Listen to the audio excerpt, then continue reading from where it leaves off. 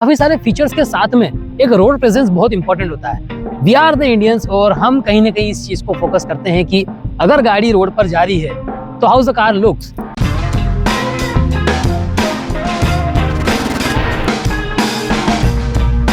यार ये कौन सा गरीबों वाला मॉडल मैं ले रहा हूँ, पर एक्चुअली गरीबों वाला नहीं है।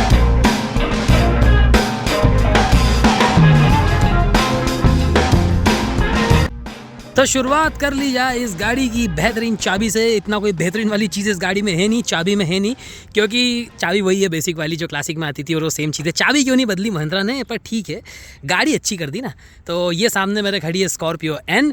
स्कॉर्पियो एन की काफ़ी सारी चीज़ें स्कॉर्पियो क्लासिक से काफ़ी नहीं, बहुत सारी चीज़ें लुक से लेकर सारी चीज़ें जो हैं बहुत अलग हैं और काफ़ी अच्छी है। तो इसके अलॉयस पहली बात तो 17 इंचेस के हैं, क्योंकि ये एक ZX सिलेक्ट वेरिएंट है। 18 इंचेस के अलॉय इसमें दे सकते हैं, थोड़ी सा कॉस्टिंग ज़्यादा पड़ेगा, लेकिन इसमें क्या क्या चीज़ें मिल जाती है और क्या क्या नहीं मिलती है। कुछ वेरिएंट्स में जैसे आप ZX सिलेक्ट से थोड़ा सा नीचे जाते हैं वहाँ आपको फॉगलैम्प्स वगैरह नहीं मिलते। अलॉय की डिज़ाइंस जो है ये क्रोम ब्लैक फिनिश वाली जो है ये हमने अलग से करवाई है, क्योंकि अलॉय इसके पसंद नहीं आ रहे थे, तो ये शोरूम में ही जो है इस गाड़ी का चेंजेस करवा लिए थे। और दूसरी चीज़ आप इसका लुक देख लो, इसमें छोटी छोटी सी चीज़ें जो ऐसी रहती है जो Z4, Z6 और इन छोटे वेरिएंट्स में नहीं आती, जो इस सिलेक्ट वेरिएंट में आती है। वो ये कि क्रोमिंग देख लो आप, ये एक बहुत छोटी सी बेसिक चीज़ है, लेकिन अगर आप बाहर से डाला तो कहीं ना कहीं निकलने का डर रहता है।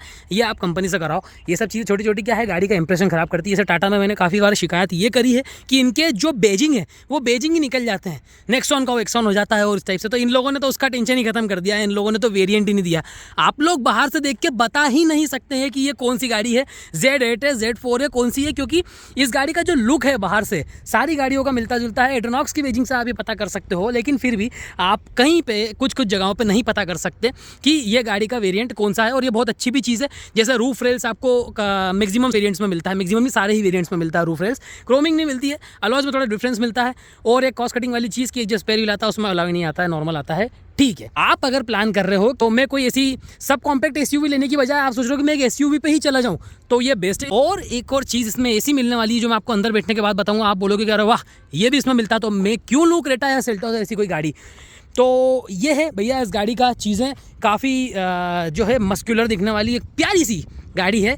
क्या क्या चीज़ें ZX सिलेक्ट में हटाई गई हैं या कमी करी गई है, वो ये है कि ORVMs जो इसके हैं वो ऑटो फोल्ड नहीं होते हैं। ये एक फ़ीचर है जो यहाँ से हटा दिया गया है सिलेक्ट वेरिएंट से। दूसरी चीज़ हम अंदर जाके बात करते हैं। हाँ, एक और चीज़ एक इंपॉर्टेंट चीज़, यहाँ पे एडास फीचर तो नहीं मिलता, लेकिन फ्रंट कैमरा भी आपको यहाँ से गायब कर दिया जाता है। होना चाहिए था यार, एटलीस्ट फ्रंट कैमरा तो आप दे सकते हो, क्योंकि नॉर्मली सारी गाड़ियों में ही दे रहे हैं। पर अगर सारी गाड़ियों में दे दिया तो फिर ये बड़ी गाड़ी होने का मतलब नहीं, क्योंकि नहीं तो फिर आप जाओगे सेल्टॉस या सब कॉम्पैक्ट एसयूवीज़ में, आप बड़ी एसयूवी में जा रहे हो तो कहीं ना कहीं वो चीज़ें कम करेंगे। तो इस महिंद्रा स्कॉर्पियो एन का अंदर का लुक, सबसे पहले इसकी फिनिश की कुछ बातें करते हैं। कॉफ़ी ब्राउन कलर का एक आपको ड्यूल टोन ब्लैक कलर में साइड पैनल मिल जाता है। डोर हैंडल्स काफ़ी इंप्रेसिव हैं, काफ़ी अच्छे हैं। कुछ लोगों के ये जो डोर हैंडल्स हैं ना यहाँ पर से ढीले हो रहे हैं, तो अब ये महिंद्रा का बग है या टाइट हो जाते होंगे। कहीं ना कहीं आप लोगों को PDI में ये चीज़ नोटिस करना चाहिए, ये मेरा आपको बोलना है। तो क्या क्या चीज़ों की कमी गई है, सबसे पहले वो बात करते हैं जो कमियां हैं इस गाड़ी में। तो ORVMs में आपको बता चुका हूँ।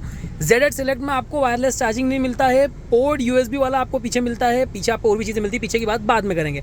स्टीयरिंग कंट्रोल्स यहाँ पर सारे मिल जाते हैं, क्रूज़ कंट्रोल मिल जाता है। क्रूज़ काफ़ी अच्छे से काम करता है, मैं चला चुका हूँ और हो सकता है तो मेरे पास इसका वीडियो रखा होगा, तो मैं इस वीडियो को भी आपको साथ में अपलोड कर दूंगा ताकि आप लोग इसका क्रूज़ मोड देख पाए कि काफ़ी अच्छे से वर्क करता है। एवरेज ये गाड़ी थोड़ा सा एवरेज में एक मार इसलिए खा रही है क्योंकि सिटी में चलाने पर आपके डिपेंड होता है। ऑटोमेटिक गाड़ी भी तो जैसा आप चलाएंगे गाड़ी को वैसा गाड़ी आपको रिस्पॉन्स करेगी। यहाँ पर आपको ग्लॉस फिनिश का LED पैनल मिल जाता है, यहाँ पर काफ़ी प्यारी सी जो है स्क्रीन मिल जाती है। ब्राइटनेस थोड़ी साइड व्यू उसका थोड़ा सा वैसा है, इस पर स्क्रीन गार्ड नहीं डला है, उसके बावजूद भी थोड़ा सा एक व्यू जो है ब्राइटनेस इसकी कम दिख रही है। और यहाँ पर आपको एक ग्लॉस टच यहाँ दे दिया जाता है। और आपको Z8 में एक चीज़ ऐसी दी थी है जो यहाँ पर नहीं दी है, वो ये वाला जो पैनल है वो आपको Z8 या लग्जरी वेरिएंट में जो टॉप वेरिएंट आते हैं उनके अंदर आपको ये ग्लॉस में दे दिया जाता है, थोड़ा सा प्रीमियम लुक देने के लिए। बाकी हाँ, आप अगर बजट फ्रेंडली गाड़ी चाह रहे हैं और आप ढूंढ रहे हैं ऐसी कोई गाड़ी, तो मैं आपको पर्सनली सजेस्ट करना चाहूँगा कि आप इसका Z6 वाला वेरिएंट भी ले सकते हैं। Z6 में आपको सारी चीज़ें लगभग मिल जाती हैं। जो अगर लुक वाइज फीचर कम पड़ रहे हैं तो आप लुक वाइज फीचर्स को बाहर जाकर लगा सकते हैं, क्योंकि जैसे 12-15 हज़ार में इसकी कुछ चीज़ें एसेसरीज वगैरह आ जाती, फॉगलैम्प्स आ जाते हैं और भी बहुत सारी चीज़ें हैं जो आपको मिल सकता है। स्पीकर्स आपको यहाँ पर सोनी के सराउंड वाले नहीं मिलेंगे, प्लास्टिक वाली चीज़ है, प्लास्टिक का बना हुआ चीज़ है इस पर, लेकिन आपको ये एक स्टिचेस वाली एक डिज़ाइन जो है दे दी जाती है। बाकी इम्प्रेसिव इसका इंटीरियर लुक है।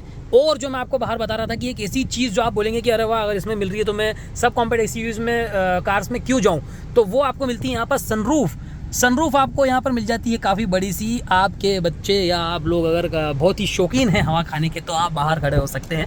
और एक छोटी छोटी सी चीज़ें इंप्रेसिव मैं आपको जैसे बता रहा था कि ये जो हैंडल्स हो गए, अब ये एक ऊंची गाड़ी वाला जो है फील देते हैं। जनरली आप बैठ सकते हो, मतलब अगर आपकी हाइट 5.6 या 5.7 से बड़ी है, 5.7 तक भी अगर है तो आप जनरली इसमें पाँव अंदर रख के बैठ सकते हो विदाउट एनी इशू। पर ये एक थोड़ा सी इंप्रेसिव चीज़ होती है कि यार बड़ी गाड़ी वाला फील देते हैं कि पकड़ के बड़ा अच्छे से आप बैठ रहे हो अंदर। बाकी ये सब चीज़ें, ड्यूअल क्लाइमेट कंट्रोल एसी नहीं मिलता है यहाँ पे आपको। नॉर्मली आपको ये एसी लो हाई करने के लिए ये चीज़ें मिल जाती है, कोल्ड वगैरह के लिए मिल जाती है। जो कॉस्ट कटिंग वाले पार्ट है उसमें ये चीज़ इंक्लूड होती है। एयरबैग्स इसमें भरपूर दिए हुए हैं, 4-6 एयरबैग्स हर गाड़ी का जो नॉर्म्स होता है इसमें 6 एयरबैग्स दिए हैं। और यहाँ पर आपको छोटी सी स्टोरेज मिल जाती है, बहुत ही छोटी सी और बस ये हो जाता है इसका। अगर आप टॉप एंड वेरिएंट लेते हैं तो आपको वहाँ पे वेंटिलेटेड सीट्स मिल जाती है, इसमें वेंटिलेटेड सीट्स नहीं मिलती है। ग्लव बॉक्स आपको दिखा देता हूँ, ये है छोटा सा प्यारा सा ग्लव बॉक्स, छोटे मोटे सामान को रख सकते हैं आप। ये रखा है भैया हमारा यंत्र, ये हमारे बड़े काम की चीज़ें हैं। तो पीछे वाली चीज़ों को नोटिस करा जाए तो यहाँ से लुक बड़ा प्यारा आता है, यहाँ हाथ वगैरह रखने के लिए भी, और 2 आपको यहाँ पे कप होल्डर्स मिल जाते हैं। मोर देन सफिशिएंट स्पेस है। अगर आप सोच रहे हैं कि मेरे पाँव बिल्कुल एंड तक आ चुके हैं तो आप गलत हो सकते हैं यहाँ पर, या गलत साबित हो सकते हैं, क्योंकि मेरी ये वाली जो सीट है, मैंने आपको वहाँ पे फुल व्यू के लिए सीट को पूरा पीछे करा है। थोड़ी सी और आगे करूँगा तो परफेक्टली आप लोग जो है बैठ सकते हैं। और आपको व्यू कुछ इस तरीके का मिलता है यहाँ पर गाड़ी का, सनरूफ के साथ में ये व्यू मिल जाता है जो कि बहुत प्यारा लगता है। ये सीट भी पूरी एंड तक पीछे करी गई है, इसलिए यहाँ पर स्पेस थोड़ी कम दिख रही है। बाकी मोर देन सफिशिएंट, मतलब मैं काफ़ी कंफर्ट से जैसे है जो है बैठा हूँ। तो और हाइट की बात करी जाए तो हाइट में एक बार ये है इसकी हाइट। अब हाइट आपको यहाँ पर काफ़ी ज़्यादा हाइट मिल जाती है। मेरी हाइट है 5'7", और अगर मैं एकदम स्ट्रेट भी बैठता हूँ तो भी मुझे बहुत ही मोर देन सफिशिएंट हाइट मिल जाती है। जो सीट्स हैं इसकी, ये सीट्स आपको आगे पीछे कर सकते हैं, ये एडजस्टेबल हैं। यहाँ पूरी भी 60-40 के रेशो में है तो आप इसको आगे भी कर सकते हैं, पूरी पीछे भी कर सकते हैं। पूरी नहीं कर सकते पीछे, थोड़ा सा आप इसको एक कंफर्ट जोन में लेटने के लिए आपको यहाँ पर जो है, ठीक है। तो ये हो गया कुछ यहाँ की बातें। और 7 सीटर और कन्वर्ट अगर आप करना चाहें तो ये हो जाती है इसकी पीछे की सीट में। पीछे आपको एक काम करता हूँ ना, खोल के ही दिखाता हूँ। क्यों लूँ मैं ये गाड़ी, क्या मिल रहा है मेरे को इसके अंदर। उसकी तो बूट भी कम है, मैंने सुना है, तो किसी के सुने हुए पे ना जाएं आप। यहाँ पर 450 समथिंग लीटर्स की बूट आप मिल सकती है आपको। तो 50 के बाद अगर आप इस गाड़ी की सीट को जो है फोल्ड कर देते हैं, so you can utilise the space of more than 1000 litres. तो ये चीज़ आप यहाँ पर सीट को लेटाने के बाद यूज़ कर सकते हैं। ये हो जाती है इसकी बूट। यहाँ पर आपको प्यारा सा जो है कवर जो है मिल जाता है। और इसके अंदर बूट को बढ़ाने के लिए ये वाला जो ओवल शेप है आप ये देख रहे हो, ये आपने मैक्सिमम स्कॉर्पियोज में देखा होगा, ताकि ये बूट थोड़ी सी बढ़ जाए। मतलब आपको क्या क्या भर भर के फीचर्स दे सकता था, महिंद्रा ने पूरी कोशिश करी है और आपको दिए हैं भर भर के फीचर्स। इसको मैं बंद कर देता हूँ, हाइड्रोलिक बंद हुआ है। बैक वाइपर आपको मिल जाता है, ये तो मैं बताना ही आपको भूल गया था। तो ये है भैया इस टाइप का कुछ इसका लुक। फ्यूल आपका डलता है यहाँ से। और अब चलते हैं फिर से अंदर, एक बार को ड्राइवर सीट का भी एक्सपीरियंस ले लिया जाए। को ड्राइवर सीट का एक्सपीरियंस बहुत ही अच्छा है। यहाँ पर तो बहुत ही कंफर्ट से बैठा हूँ, क्योंकि मैंने बताया था कि सीट पूरी पीछे, तो मैं जनरली नॉर्मली बहुत अच्छे से बैठा हुआ हूँ। फिर से बात कर लेते हैं बाहर की। तो लोग किया सेल्टॉस या क्रेटा और इस टाइप की गाड़ियां प्लान कर रहे हैं, जिसके टॉप एंड वेरिएंट प्लान करते करते वो ये सोच लेते हैं कि मैं 7 सीटर की गाड़ी ले लूँ या एक बल्कि लुक की गाड़ी ले लूँ। और पॉलिटिशियंस वगैरह की तो मैं बात नहीं कर रहा हूँ, लेकिन यहाँ पर आप फैमिली कार की अगर बात करें तो ये गाड़ी आपको लेना चाहिए कि नहीं। आपके दिमाग में क्या पहली चीज आती है क्रेटा और इस टाइप की सब कॉम्पैक्ट एसयूवीज के बारे में सोचने के बजाय आप एक बड़ी एसयूवी के ऊपर जाते हैं, तो आपके क्या विचार हैं? मेरे जो व्यूज थे वो मैंने इस वीडियो में सारे शेयर कर दिए हैं।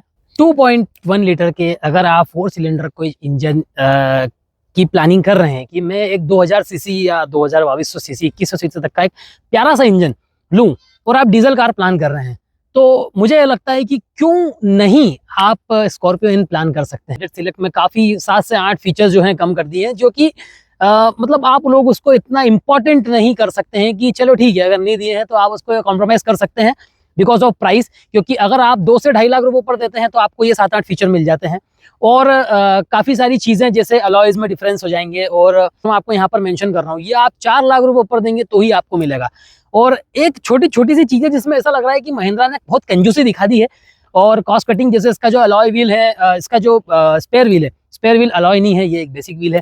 और जैसे मैंने बताया वायरलेस चार्जिंग, तो वायरलेस चार्जिंग का जो ZX सिलेक्ट और 4 व्हील ड्राइव में ही देना और इसमें ZX में ना देना, ये चीजें भी कहीं ना कहीं एक कस्टमर के दिमाग पे इम्पैक्ट करती है कि लेते समय आप सोचते हैं कि यार ये कौन सा गरीबों वाला मॉडल मैं ले रहा हूँ, पर एक्चुअली गरीबों वाला नहीं है। गाड़ी का बिजनेस काफी अच्छा है। अगर आप भी कोई गाड़ी लेने जा रहे हैं और आपको सारी कमियां आपकी Z8 सिलेक्ट वेरिएंट या एक Z6 में कमी पूरी हो रही है, तो Z6 या Z4 में, तो आप उसको बाहर से आफ्टर मार्केट 16 या 17 हज़ार के इसके फॉग लैंप्स आते हैं और इस टाइप की चीजें आप चेंज करा के आप इस गाड़ी को टॉप वेरिएंट बना सकते हैं। क्योंकि बाहर से जो इसका लुक है वो आप भी देख सकते हैं कि Z4 से लेके Z6, Z8, Z8 select, Z8 L काफी सारे वेरिएंट मैक्सिमम सेम ही दिखते हैं। बस कुछ डिफरेंसेस क्या आते हैं कि इसकी जो फ्रंट ग्रिल है वो क्रोम से बनाई हुई है, उस पर क्रोमिंग करी है, और एक जो एल्यूमिनियम 2D का जो क्रेटा का जिसका लोगो आता है, तो एल्यूमिनियम 2D वाले सेक्शन से इसका कहीं कहीं ग्रिल दी है, वो आता है इसके लोअर वेरिएंट में।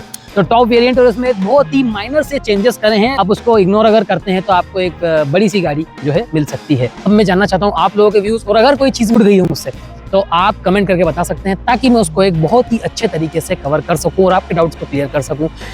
कैसा लगा वीडियो कमेंट करके बताइए। Do like share subscribe my channel the car वाला। Thank you so much for watching this video.